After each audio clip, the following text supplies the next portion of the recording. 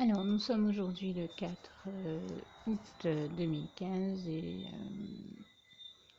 je prends la parole après avoir été très touchée par des reportages que j'ai vus dans le journal de 20 heures de France 2. Euh, je tiens à préciser à toutes fins utiles que je n'ai jamais été écolo. Donc, euh, par contre, si je ne suis pas écologiste, je ne suis pas pour détruire la nature que Dieu a créée, ni pour détruire quoi que ce soit d'autre, parce que nous savons que Dieu, Jésus et son Saint-Esprit, à qui je rends grâce et gloire ici, à qui je tiens à rendre grâce et gloire ici, justement parce que Dieu est celui qui a tout créé, toutes les merveilles que nous avons sur la terre, comme il est écrit, notamment dans le psaume 24, verset 1, à l'Éternel, la terre et tout ce qu'elle renferme, ou encore dans le psaume 115, versets 12 à 15, où il est écrit que Dieu a tout créé, la terre et le ciel. Enfin, je résume ça de cette manière-là, à ma manière. N'hésitez pas à aller lire ces passages tels qu'ils sont textuellement écrits dans vos Bibles. Et donc, je dis que je ne suis pas écologiste ici dans le sens où je n'adhère pas à la doctrine écologique. La seule doctrine à laquelle j'adhère, c'est la doctrine de Jésus-Christ. C'est dans ce sens-là que je le précise. Mais je ne suis pas pour autant quelqu'un qui admet que l'on détruise sans raison valable quoi que ce soit dans la nature ou ailleurs, dans la vie au quotidien aussi. Nous savons que c'est le diable qui est dans la dynamique de destruction, là où Jésus-Christ est dans la dynamique de construction. Voilà pourquoi je ne suis pas pour qu'on se laisse aller à détruire ce que Dieu a créé, la nature et tout autre élément que Dieu a créé. Sauf s'il y a une raison, bien sûr, de détruire, par exemple, un objet défectueux qui ne peut pas être recyclé ou quoi que ce soit d'autre. Mais le Saint-Esprit nous enseigne que rien ne se perd, tout se transforme, même avec un objet qui n'est plus bon. Quand le Saint-Esprit nous montre la manière de le recycler ou de le réutiliser au lieu de le jeter, eh bien, moi, je remercie chaque fois Dieu, Jésus et son Saint-Esprit, je lui rends grâce et gloire, parce que comme je le dis, toutes belles et bonnes choses qui existent nous viennent de Dieu, de Jésus, de son Saint-Esprit, et toute la gloire lui en revient. Je pense encore à ce passage d'Ecclésiaste 3, verset 11, où il est écrit que Dieu fait toutes bonnes choses en son temps, et il est aussi celui qui nous inspire les bonnes idées pour recycler tout ce qu'il est possible de recycler chaque fois que c'est possible. Donc, je vois pas l'intérêt à jeter des choses que l'on pourrait encore utiliser ou recycler, ni à les détruire. Donc, sans pour autant être écolo, j'adhère à cette théorie, à cette dynamique de construction dans laquelle le Christ est et jamais à la dynamique de destruction dans laquelle le diable est. Et je veux dire ici que justement, si je précise que je ne suis pas écolo, c'est tout simplement pour dire que je n'ai pas l'habitude nécessairement donc d'être quelqu'un euh, d'ouvert à certaines théories auxquelles je n'adhère pas parce que l'évidence et la démonstration même est faite qu'elles ne tiennent pas la route, même si je garde l'esprit ouvert à beaucoup de questions. Mais je veux dire, je ne suis pas quelqu'un qui va nécessairement être sensible à un discours écologiste, ne l'étant pas. Et, euh, et je ne suis pas non plus dans une dynamique ici de parler de politique. Je ne suis pas en train de parler de politique, ça ne m'intéresse pas du tout. Je parle en tant qu'adulte responsable, consciencieux, et consciencieux aussi de sa vie et de ce qui l'entoure, du monde, des choses qui se passent dans le monde qui l'entoure. Et je veux tout simplement dire que la question de notre devenir, de notre avenir comme tout être humain fait partie des questions importantes et majeures, je pense, pour tout être humain. Et en la matière, même sans être écologiste, je suis quand même soucieuse du devenir de l'humanité. Et quand j'entends par exemple qu'avec le réchauffement de la planète, nous avons, et pas que pour cette raison-là, mais nous avons par exemple de moins en moins d'eau, une diminution des ressources en eau, etc., etc., hein, toutes les questions que vous connaissez qui sont abordées, forcément, ce sont des questions qui m'interloquent, qui m'interpellent, et j'ai envie de dire, ce ne sont pas les fortes températures, canicules et autres de ces temps-ci qui, si on a un minimum de conscience, vont venir me contredire. Et donc, je veux dire que même si la chose écologiste ne m'intéresse pas d'habitude, et ce type de discours ne me touche pas, ne me sensibilise pas d'habitude, et bien cette fois-ci, j'ai été profondément touchée par ce que j'ai entendu le président Obama dire dans ce reportage de France, du journal de France 2 qui est passé ce soir à 20h, heure locale en Guadeloupe.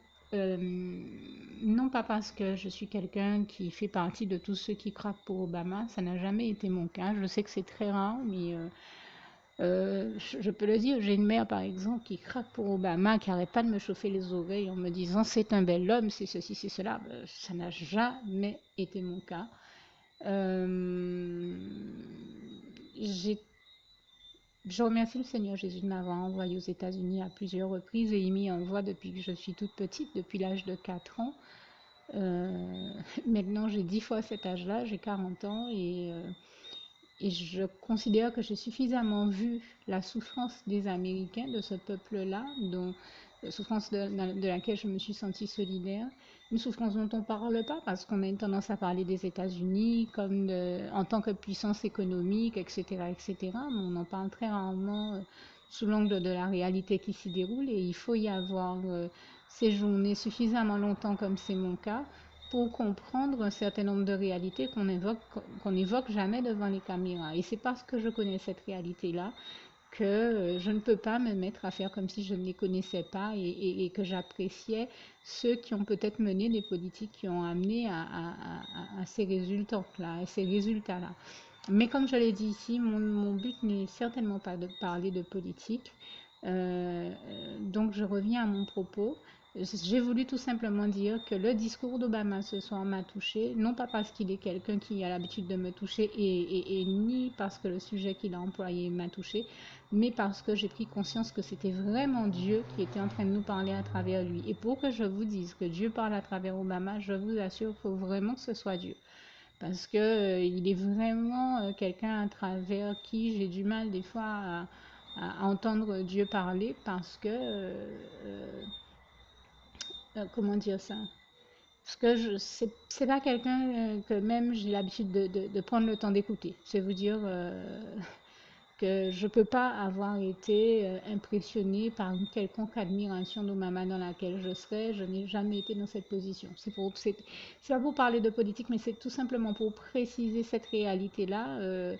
Que je donne tous ces éléments-là pour qu'on comprenne bien que justement parce que je ne suis pas dans toutes ces dynamiques-là, mon regard est forcément objectif. Le regard de quelqu'un qui l'apprécierait, comme par exemple c'est le cas de ma mère qui dès qu'il ouvre la bouche fond déjà pour lui, ne serait pas objectif. Là, je n'ai jamais été dans cette position.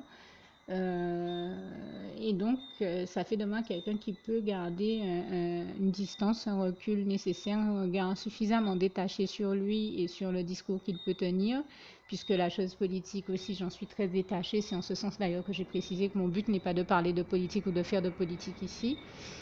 Mais ça me donne un regard suffisamment distant et détaché pour pouvoir avoir et donner un avis qui est neutre. Il y a un avion qui passe, je le laisse passer.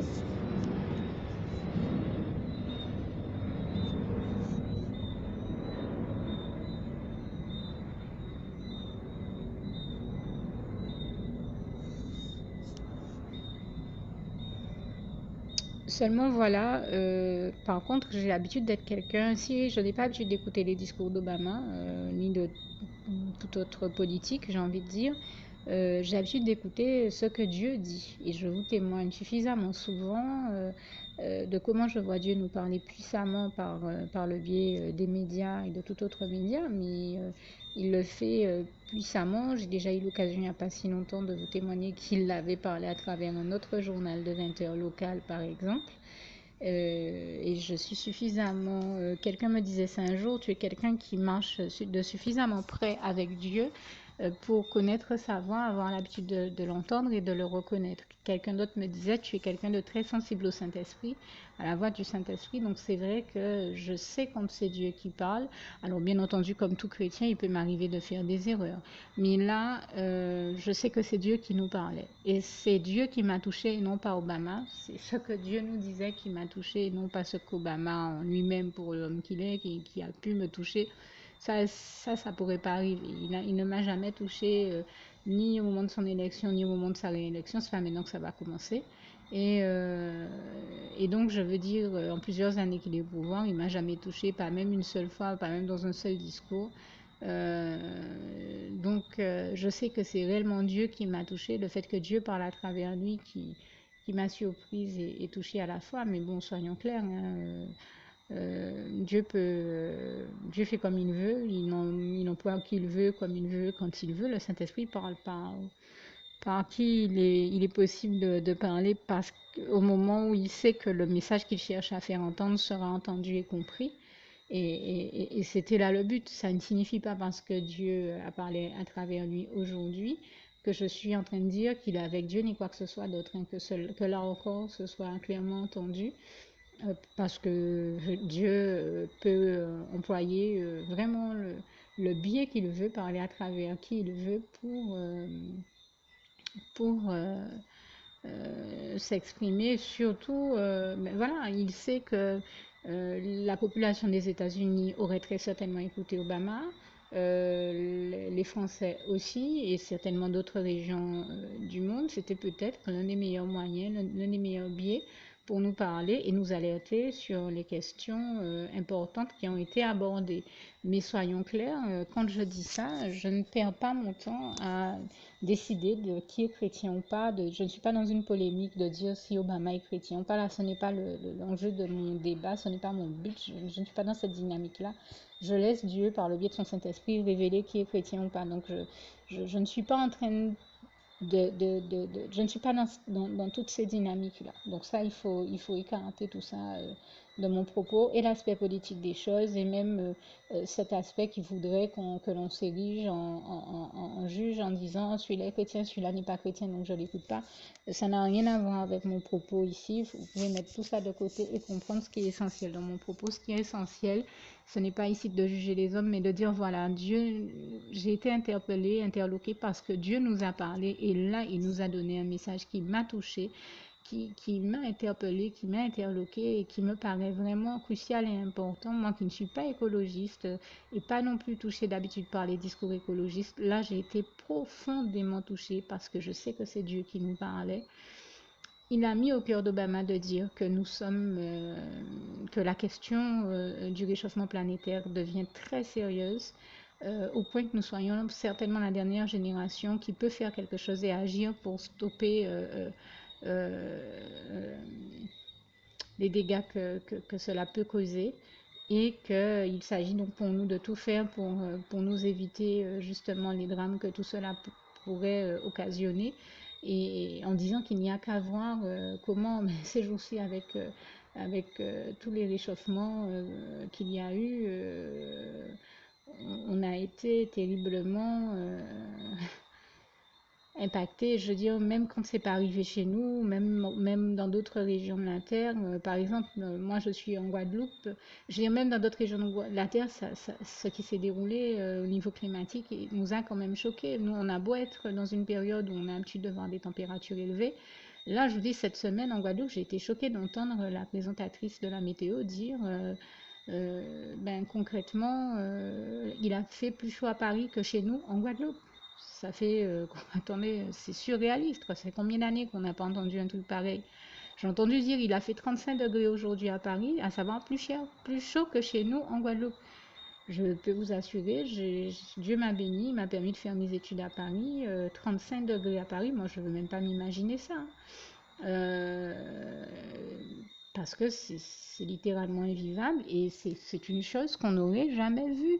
Ne serait-ce qu'à l'époque où je faisais mes études à Paris, il n'y a pas si longtemps encore. Donc, enfin, je dirais il y a quand même déjà quelques années, mais c'est pas si vieux que ça. Donc, je me dis, c'est quand même terrible. Et je me dis qu'Obama a raison quand il dit que là, nous devons faire quelque chose, surtout si nous sommes la dernière génération à pouvoir, enfin, je dis Obama, Dieu nous avertit là, à travers lui, que nous sommes donc la dernière génération à pouvoir faire quelque chose pour freiner ce drame-là. Et si Dieu nous le dit à travers lui, c'est que c'est réel, hein, parce que Dieu est le seul qui sait toutes choses. Et s'il nous le dit, c'est qu'il sait bien que c'est réel, que c'est vraiment nous, la dernière génération, à pouvoir faire quelque chose pour que ça n'aille pas plus loin. Donc il s'agit de prendre les meilleures mesures que possible et puis pour qu'il en soit ainsi et de voir dans quelle mesure on peut être dans les meilleurs comportements que possible pour nous éviter le pire en matière de réchauffement climatique et planétaire. Et je sais que c'est vraiment Dieu parce qu'en plus le Seigneur a rajouté juste quelques mots qui personnellement m'ont toujours touchée.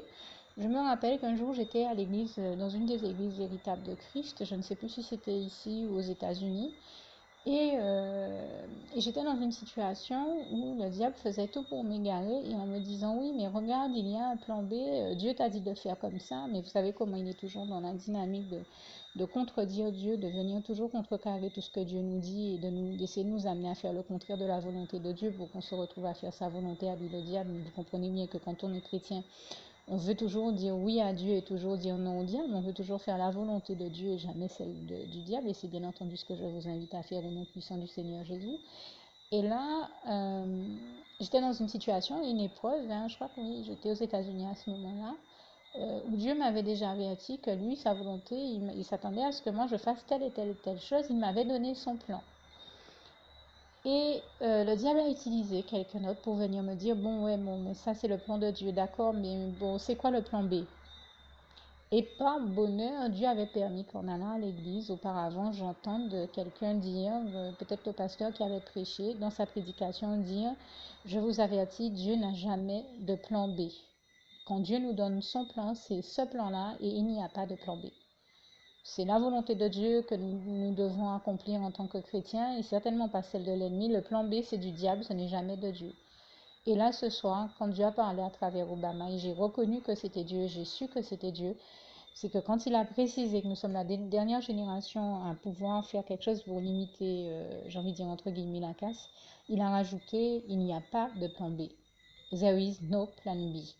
Et là, je vous assure, même en vous disant ça, là, j'ai vraiment la chair de poule, j'ai vraiment des frissons. Parce que je pensais jusqu'à maintenant qu'il était encore possible d'agir pour arrêter ce drame-là et ces dégâts-là. Je pensais qu'on n'était pas dans une situation aussi dramatique, mais je veux dire, on ne peut pas se laisser aller à... Je suis pourtant quelqu'un de très optimiste de nature, mais là, on est quand même obligé d'être réaliste dans certaines situations et de se rendre compte que la situation est quand même pire que tout ce que nous aurions imaginé. Et quand je vois ce qui s'est passé, par exemple, en Inde, les quantités de décès qu'il y a eu à cause de la canicule, à cause de l'augmentation des températures, et on voit ce qui se passe ailleurs sur Terre, les catastrophes climatiques qui sont là, on est obligé de se rendre à l'évidence. Donc je vous invite du fond du cœur à prier le Seigneur sur cette question du réchauffement climatique pour qu'en effet soient prises les meilleures mesures, comme Dieu fait toujours adopter les meilleures mesures en notre faveur, comme ce passage du psaume 40, versets 5 à 6 nous le rappelle bien. Et donc, et pour que Dieu mette au cœur du maximum de personnes, justement, de rentrer dans les bons comportements afin que nous évitions le pire à nous-mêmes et à notre génération et que le réchauffement climatique soit géré au mieux et diminue enfin, afin que nous revenions à la normale. Vraiment, je vous invite à prier le Seigneur sur ces points de prière et tout autre point de prière qu'il vous invitera à faire en rapport avec cette question et tout autre et ou toute autre question importante qu'il vous mettra à cœur d'évoquer dans la prière. Je termine ceci dit parce que je ne voudrais ici certainement pas jouer le jeu de l'ennemi qui s'amuse souvent à utiliser certaines informations pour alarmer les gens. J'interpelle sur la question, mais il ne s'agit pas de rentrer dans des peurs, je n'invite personne à rentrer dans des peurs, dans la souffrance, l'inquiétude. Nous savons que Dieu nous invite à ne nous inquiéter de rien en Ésaïe 41, versets 10 à 13, et c'est vraiment ce à quoi je vous invite de la part du Seigneur Jésus, tout comme je vous invite aussi à rester dans la paix du Christ, donc, et l'un des passages les meilleurs pour vous y inviter, c'est celui de Philippiens 4, verset 7, que je vais citer dans quelques minutes, non sans vous avoir invité là aussi à faire la prière qui va suivre, surtout si le témoignage que je viens de faire a touché votre cœur, eh bien, n'hésitez pas à ouvrir votre cœur à Dieu et à lui adresser la prière que je vais rajouter juste après avoir cité donc ce passage de Philippiens 4, verset 7, si cher à mon cœur et qui est aussi le souhait de mon cœur pour vous, que la paix de Dieu qui surpasse toute intelligence garde vos cœurs et vos pensées en Jésus-Christ. À bientôt.